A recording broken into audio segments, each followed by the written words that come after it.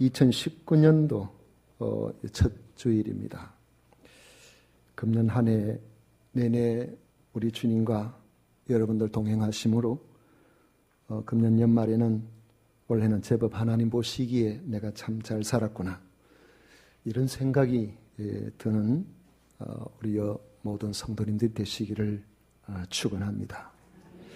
이런 삶을 우리가 한 해 살아갈 수 있다면 분명히 그는 하나님 앞에서 복 있는 사람이라고 할 수 있을 것입니다. 시편 1편은 복 있는 사람과 불행한 사람의 기준을 누구나 쉽게 이해할 수 있는 평이한 용어로 설명하고 있습니다.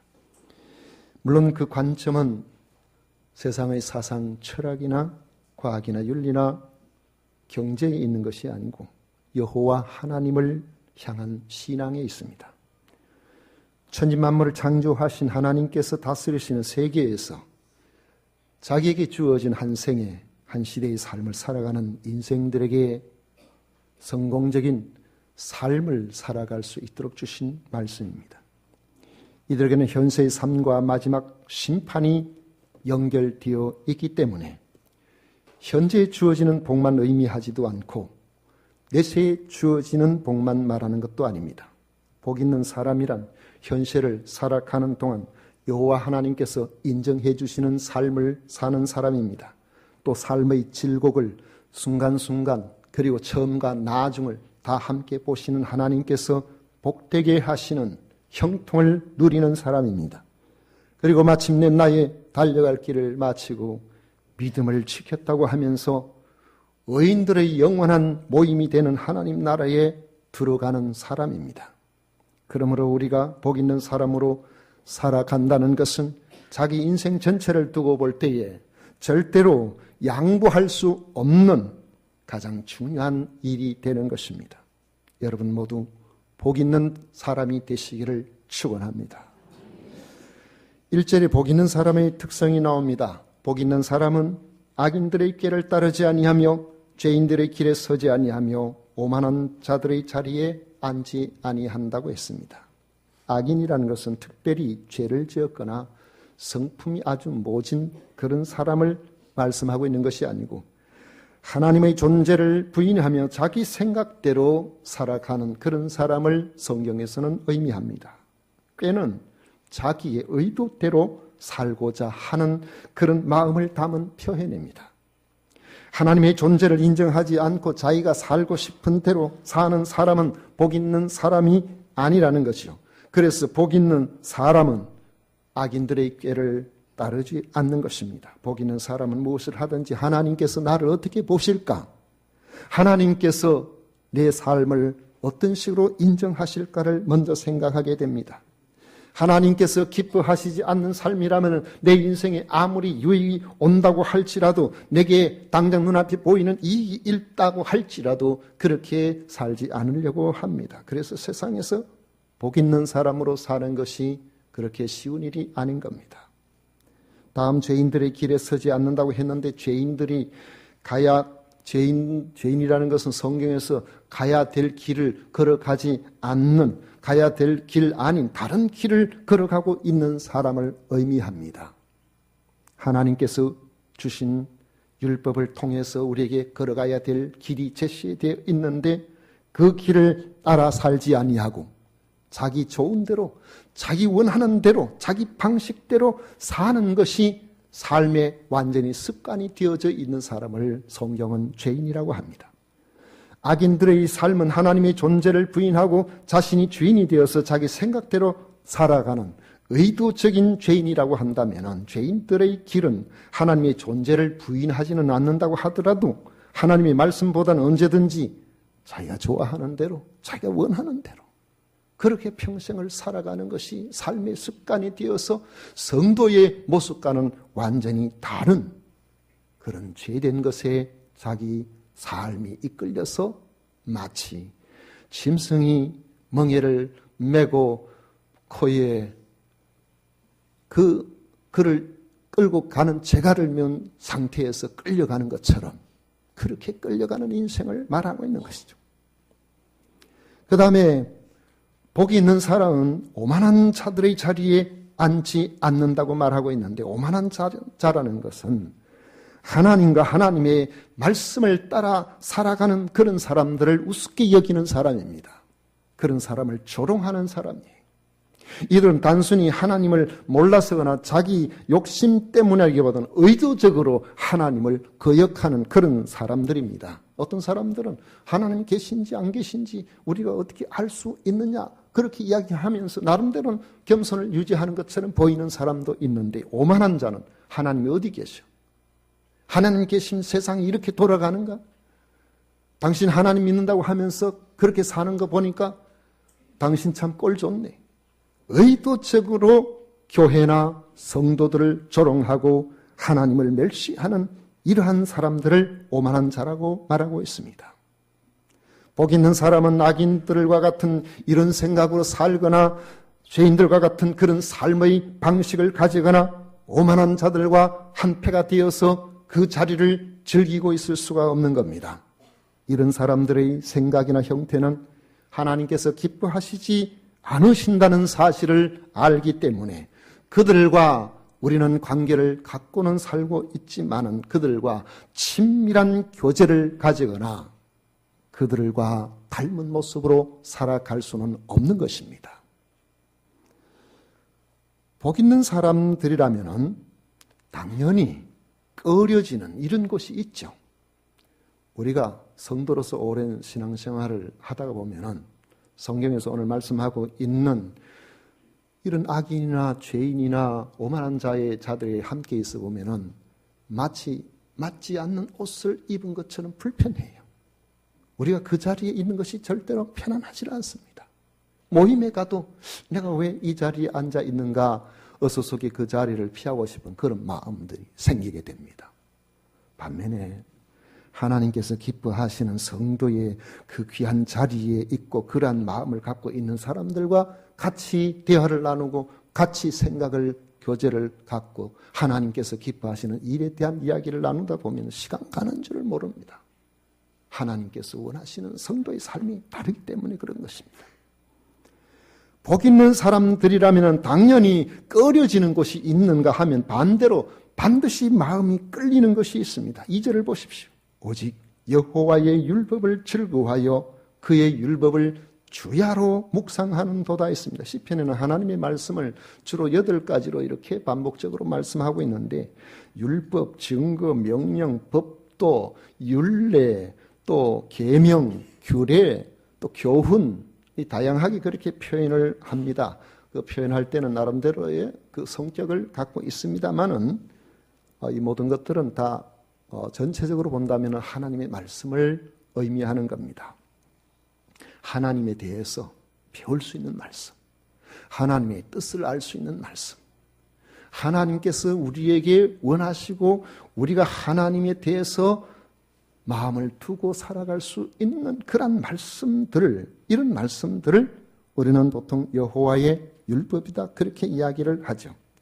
하나님의 율법을 주야로 묵상하는 그런 이유는 우리의 존재의 근원이 되시고 우리의 삶을 하나님의 뜻대로 살게 해 주시고, 그리고 심판을 면하고 영원한 생명을 주시는 하나님에 대해서 더 잘 알 수 있도록 하기 위해서입니다.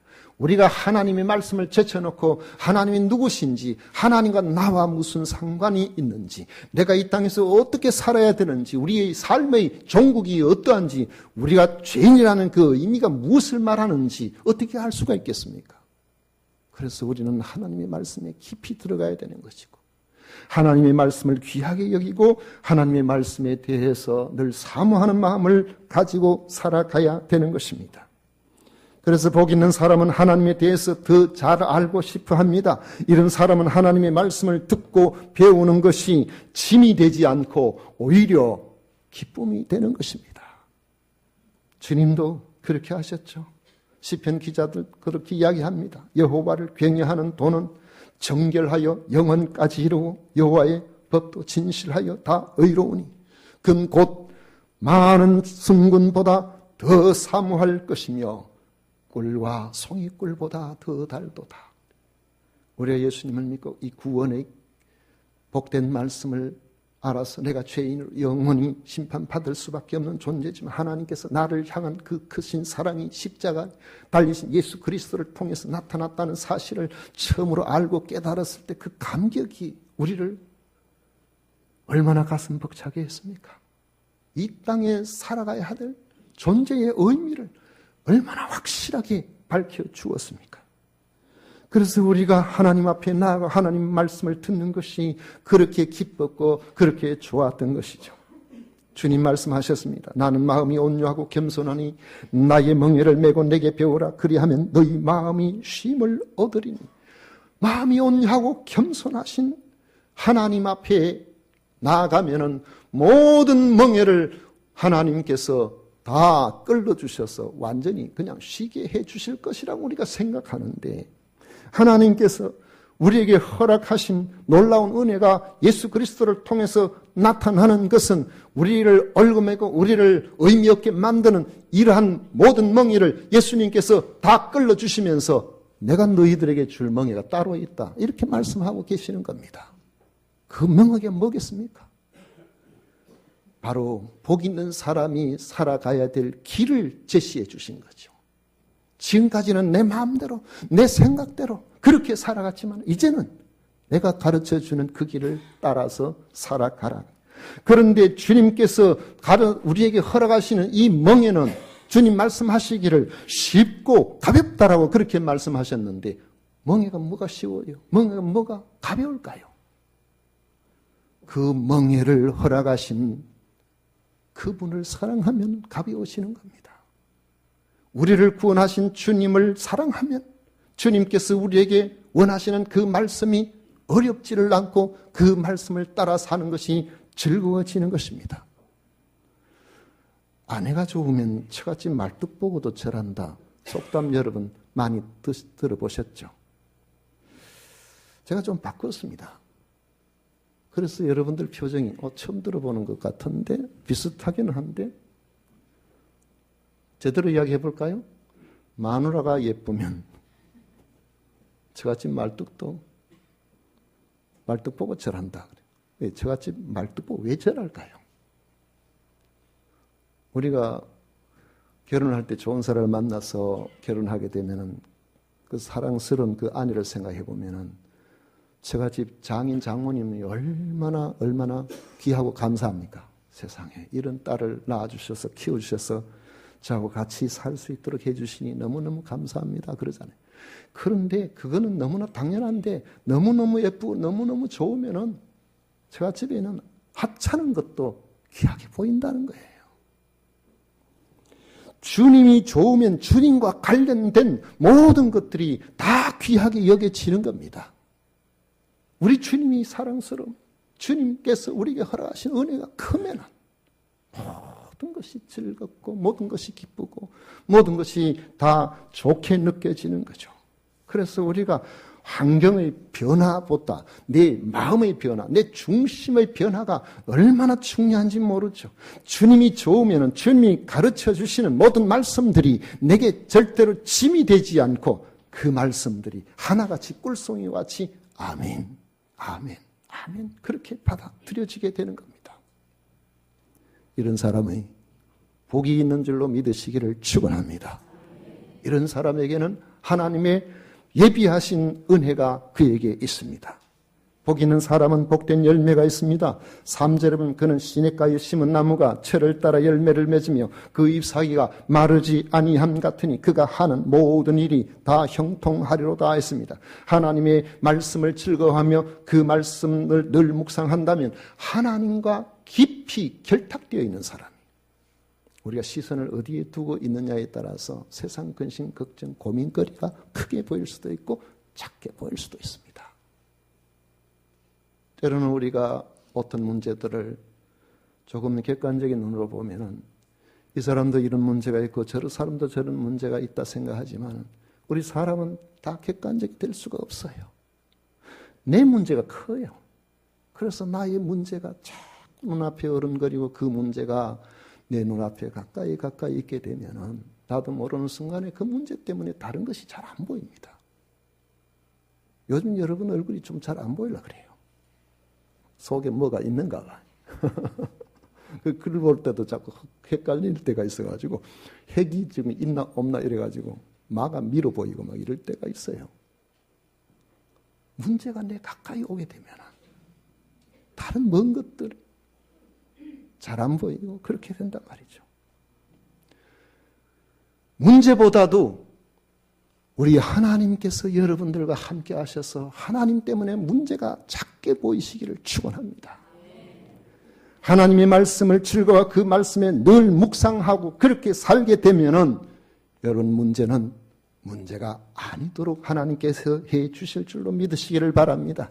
그리고 그 문제가 있다고 할지라도 그 문제는 우리로 하여금 더 나은 길로 나아가게 만드는 하나의 테스트라는 사실을 여러분 기억하십시오. 시험 왜 칩니까? 그 시험 쳐가지고 떨어뜨리기 위해서 목적으로 치는 사람도 있지만 어떤 사람들은 붙여주기 위해서 시험을 쳐요.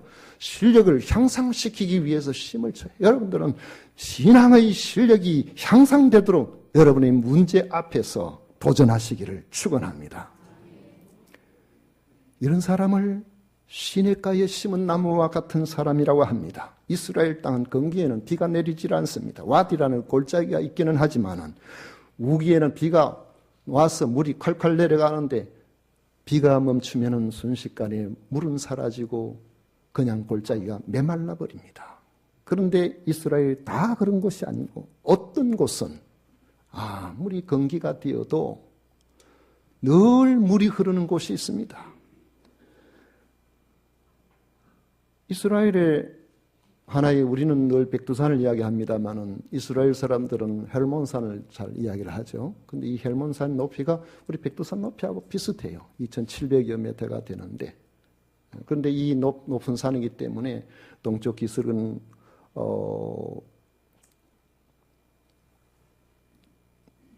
그 무슨 뭡니까 레바논 쪽이고 동쪽이 아니고 서쪽에는 지중해 쪽으로 동쪽에는 시리아 쪽이고 이 남쪽으로는 이제 이스라엘이 되어 있고 근데 거기에서 높은 산이기 때문에 여러 가지 그 일기나 기상열 이런 영향도 많이 주기 때문에 헤르몬 산에서의 그 이슬 이야기를 이스라엘 땅에서 종종 하는 이유가 거기에 있는 겁니다.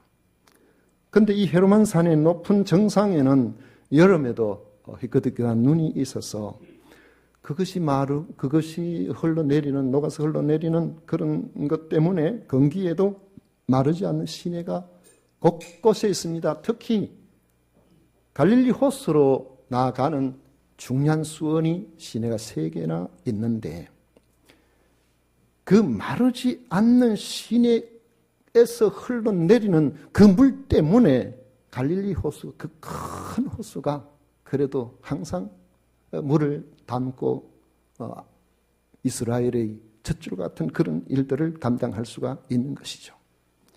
그런데 마르지 않는 시냇가를 보면 하나같이 푸른 나무들이 우거져 있는 것을 볼 수 있습니다. 이유는 단 한 가지죠. 건기에도 물이 마르지 않기 때문입니다. 이런 시냇가에 심겨진 나무처럼 복 있는 사람은 하나님의 말씀을 주야로 묵상하기 때문에 하나님의 마음을 잘 압니다. 하나님이 우리에게 원하시는 뜻이 무엇인지를 잘 압니다. 우리가 어느 길을 걸어가야 될지를 압니다. 가는 길이 잘못되었으면 그 길로 돌이킬 것을 하나님의 말씀을 묵상하는 자들에게는 하나님 말씀 가운데 우리에게 가르쳐 주십니다. 그래서 하나님께서 기뻐하시는 삶을 살 수가 있도록 해 주시는 겁니다. 이런 사람에게 주어지는 3가지 복이 나옵니다. 철을 따라 열매를 맺는다고 그랬어요. 그 잎사귀가 마르지 않는다고 했습니다. 그가 하는 모든 일이 다 형통하게 된다고 했습니다. 만약에 과목을 심는데 그 나무가 자꾸 해거리를 한다고 생각해 보세요.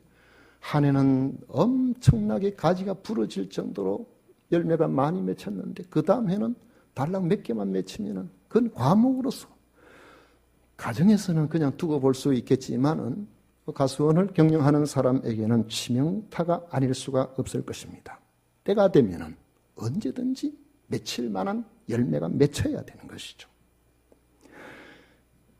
잎사귀가 마르지 않는다는 것은 왕성한 생명력을 의미합니다. 잎사귀가 빈약하면 많은 열매를 맺기가 어렵지만은 왕성한 잎을 가진 나무에 좋은 열매도 많이 맺히는 것이죠. 시냇가에 심은 나무는 여러 가지 환경의 영향을 받지 않기 때문에 그가 하는 모든 일이 다 형통하게 된다는 것입니다. 우리의 삶의 모든 일이 다 형통하다라고 이런 표현을 사용할 때에 여러분들은 어떤 생각이 듭니까? 하는 것마다, 마음 먹는 것마다, 생각하는 것마다 내가 원하는 뜻대로 되면 그 형통이다 이렇게 생각하기 쉽지만은 하나님의 말씀 앞에서의 형통은 그런 것은 아닙니다. 세월이 지나서 끝을 맞춰 볼 때에 우리의 많은 불통의 삶이 그때는 힘들고 고통스럽고 어려웠는데 그것이 연단이 되어서 5년, 10년 이후에 그거 아니었으면 내가 오늘 존재하지 않는다라고 생각되는 일들이 얼마나 많습니까? 아마 그때 내 생각대로 내 뜻대로 되었으면 내가 지금 교만해서 하나님 앞에서 바로 살지도 못했을 것이다. 이렇게 생각되는 부분이 얼마나 많습니까? 그래서 형통이라고 이야기할 때는 우리가 눈앞에 보이는 작은 것들을 이야기하는 것이 아니라 그 모든 것들이 아우러진 가운데서 하나님의 결국 그 뜻대로 움직여 나가서 하나님의 영광을 받으시고 우리의 삶에는 복이 되는 그 과정들을 다 포함하는 그런 말씀이라는 사실을 여러분들이 기억하십시오. 그래서 여러분 오늘 혹시나 삶에 힘들고 어려운 일이 있다고 할지라도 그것 때문에 더 겸손할 수 있다면, 그것 때문에 주님 앞에 더 가까이 나아갈 수 있다면, 그것 때문에 더 주님 말씀을 붙들고 살고 더 하나님 앞에 기도할 수 있다면 여러분들은 반드시 형통하게 될 것입니다. 이건 하나님의 약속이에요. 우리가 이 신앙의 생활을 이렇게 해가면서 체험적인 그런 삶이 모든 부분에 똑같이 적용되지 않기 때문에 위험한 부분들이 있습니다. 그래서 이런 이야기를 하면은 또 이런 문제들을 발생하고 또 다른 환경에서 또 다른 생각을 할 수 있는 그런 부분들이 있기 때문에 항상 어떤 일들을 이야기할 때는 그것을 감안하고 우리가 들으셔야 됩니다. 어릴 때부터 아주 좋지 않은 환경 가운데서 자라온 어떤 자매가 있습니다. 좋은 부모 밑에서 사랑받으며 그렇게 자라오지를 못했습니다. 그런데 하나님 앞에서 그의 믿음을 지키면서 청년기 학생 때에 철저하게 교회를 중심으로서 그렇게 살았어요. 그렇게 살았는데 때가 되어서 신랑감을 만났는데 신랑감도 그런 사람이에요. 부모로부터 별로 엄마 일찍 돌아가시고 계모 밑에 사랑 별로 받지를 못하고 이 자매도 엄마한테 버림을 받고 버림을 받았는지 상황이 어떻게 아빠는 전혀 가정을 돌보지 않는 그런 것이고 얼마나 힘들고 어렵겠습니까? 그럼에도 이 양쪽 모두 다가 신앙의 생활을 하기로 작정하고 믿음 안에서 그렇게 학생 시절을 보내고 청년 시절을 보내고 그렇게 하다가 만나서 결혼을 하게 되었는데 그들이 주님 앞에 헌신된 삶을 살기로 작정하고 나가는 그 과정에서 경제적 여유가 별로 없었어요. 그래서 늘 어렵게 힘들게 그렇게 살아가는데 어느 날 그 이야기하는데 아들이 굉장히 반항적으로 바뀌어졌다고 늘 엄마 아빠한테 대해서 안 좋게 그렇게 이야기하고 자기 하고 싶은 대로 못하게 그렇게 한다고 반항적으로 이야기하는 데서 상당히 좀 걱정이 되었는데 중학교 들어가니까 더 심해졌을 거 아니에요. 중학교 졸업할 때가 되고 이제 고등학교 올라갈 때가 되어서 제가 한 번은 전화를 해봤습니다. 고등학교 올라오면 형편이 딱한데 학비는 어떻게 되는가 싶어서 그렇게 전화를 한번 했더니만은 작년 1년 전이었습니다. 그래서 전화를 했더니만은 목사님, 우리 아이는 학비 걱정 안 해도 됩니다. 그래. 응? 어째 그런 일이 있어요? 그러니까 하는 이야기가 얼마 전부터 뭔가 생각을 좀 달리 하더니만 갑자기 아이가 어른스러워져 가지고 저 나름대로 뭔가 학습에 관심을 가지기 시작을 했는데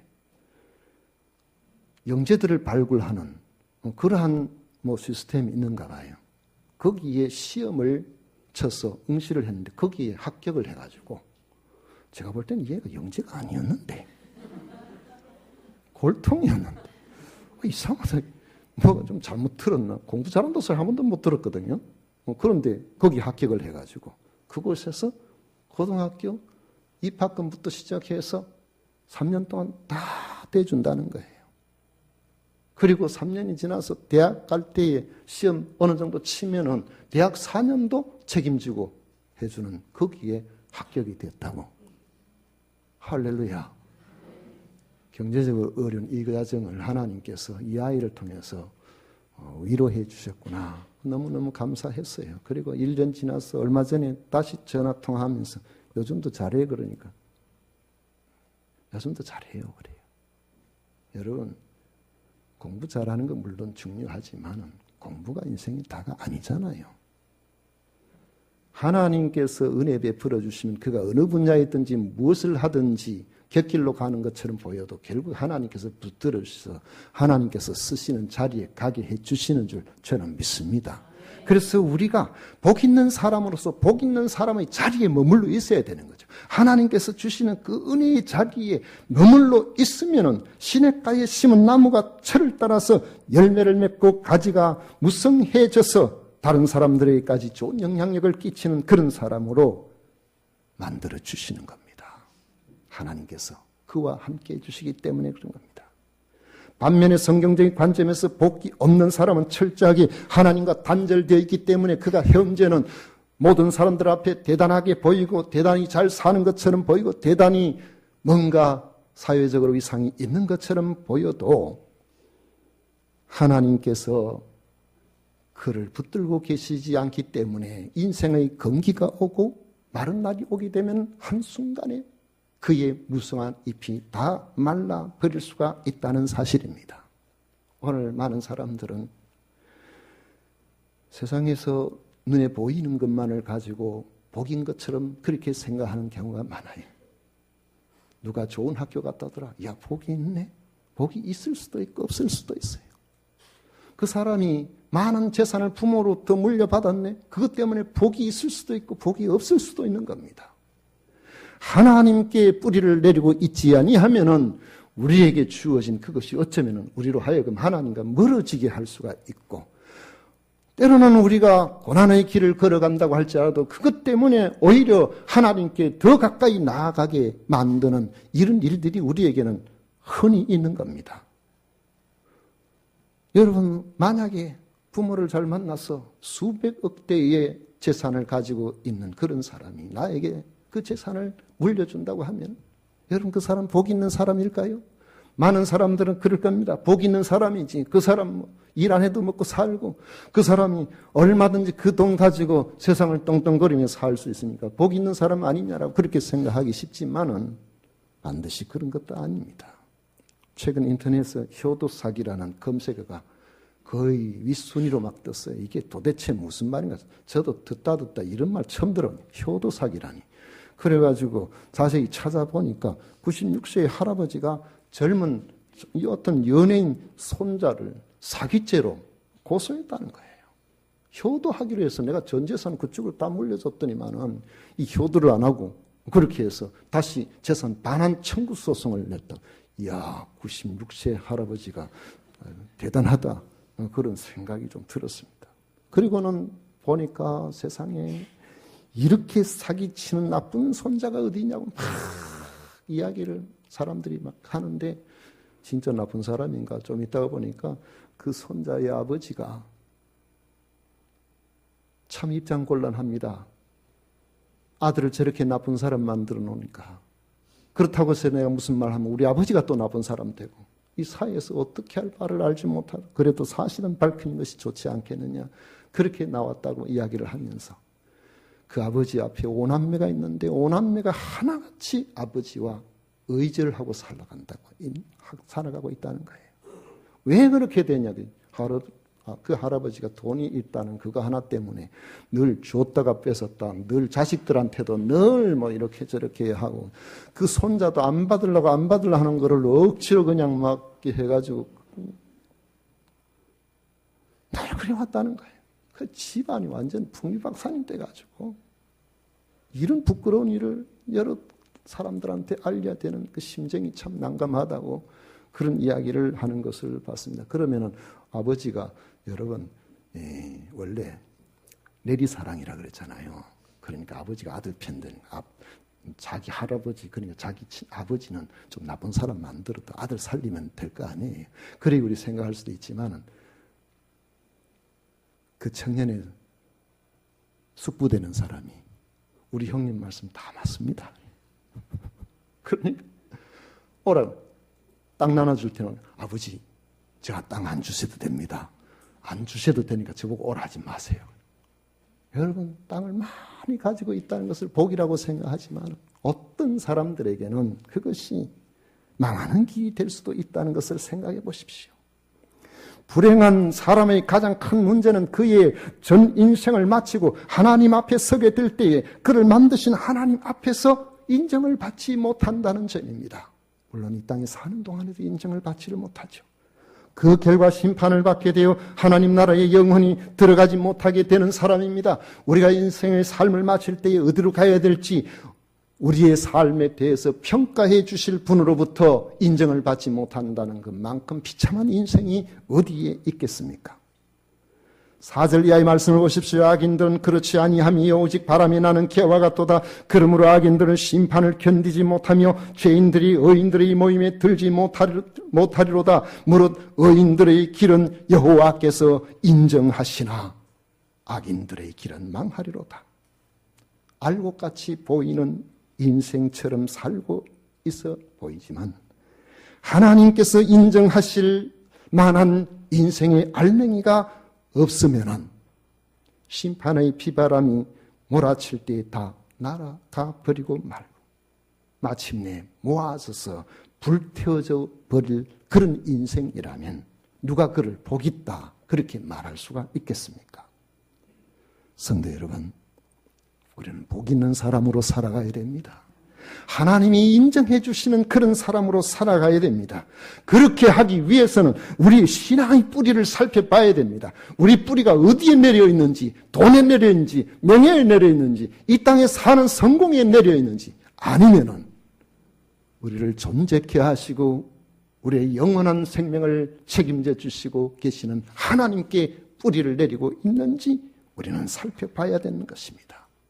그렇지 않다면은 당장은 무성해 보여도 그 뿌리가 하나님이 아닌 세상 것들에 내려져 있으면 인생 가뭄이 올 때에 한순간에 무성한 잎은 다 말라서 떨어져 버리고 말기 때문입니다. 그러나 시냇가에 심긴 나무처럼 하나님의 말씀을 사모하고 하나님께서 기뻐하시는 일에 마음을 두고 살게 된다면 분명히 복 있는 사람입니다. 악인들의 꾀나 죄인들의 길이나 오만한 자들의 자리를 멀리하고 나를 향하신 하나님의 음성을 사모하는 마음으로 귀를 기울이고 순종하고 살고 있다면 여러분 어떤 상황에 놓여 있다고 할지라도 두려워하지 마십시오. 낙심하지 마십시오. 하나님께서 인정하시면 다 되는 겁니다. 그 사람이 복이 있는 사람이에요. 악인들이 누리는 잠깐의 형통을 부러워하지 말고 하나님이 돌보심으로 여러분들이 하시는 모든 일들에 하나님께서 직접 개입하심으로 모든 것을 맞춰보니까 하나님께서 나를 형통하게 하셨구나. 이렇게 고백할 수 있는 우리 모든 성도님들이 되시기를 축원합니다.